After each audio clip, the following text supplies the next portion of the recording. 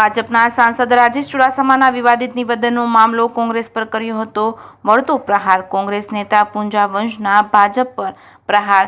હું ચેલેન્જ કરું છું કે ભાજપના આગેવાનોને ગીર સોમનાથ જિલ્લામાં જે સ્થળ પર સમય જ્યાં હિસાબ કરવો હોય ત્યાં નક્કી કરીને કયો। સામસામે બેસીને હિસાબ કરવા માટે તૈયાર છું। કોણ ક્યાં છે તેની ખબર પડે તેવું પૂંજા વંશે જણાવ્યું હતું। કોંગ્રેસના આભાર દર્શન કાર્યક્રમમાં જાહેર મંચ પરથી ભાજપને આપી હતી ચેલેન્જ। ભાજપના સાંસદ રાજેશ ચુડાસમાએ આપ્યું હતું વિવાદિત નિવેદન। ચૂંટણીમાં મને જે નડ્યા છે એને 5 વર્ષ નહીં મૂકું। પાર્ટી હિસાબ કરે છે ના કરે કે હું કરીશ। પાર્ટી હિસાબ કરે કે ના કરે પણ હું કરીશ। કોંગ્રેસના ભાજપ પર આક્રમક પ્રહારના પગલે જિલ્લાનું રાજકારણ ફરી ગરમાયું છે। કેસની ગુજરાતી સાથે મહેશ વાજા, સોમનાથ। ભાજપ આજે શું કરે? ચૂંટાયા પછી હવે તો પાર્ટીના પદાધિકારીઓ બની ગયા, એ પ્રજાના પ્રતિનિધિ નથી બનતા।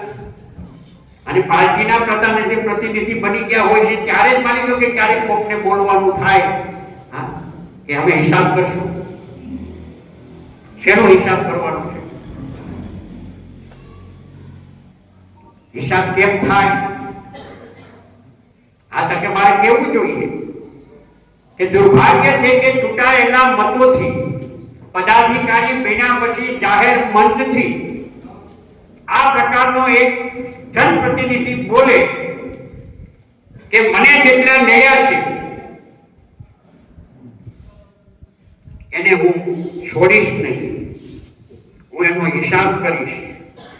તો આ તકે મારે આ તાલુકામાં એટલું જ કહેવાનું છે, ગીર સોમનાથ જિલ્લામાં પણ એટલું જ કહેવાનું છે કે ભાજપના તમામ આગેવાનોને કહેવા માંગીએ છીએ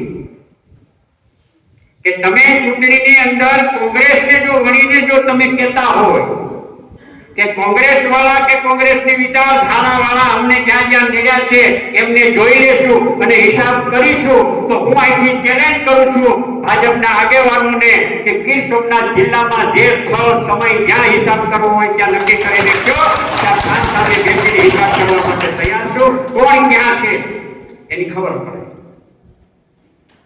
પગથી માથા સુધી કોણ ક્યાં કેમ છે એનો વાસ્તવિક હિસાબ કરવો હોય તો તૈયારી છે। આવો કોંગ્રેસ ને ધ્યાનમાં રાખી જો વાત કરી હોય તો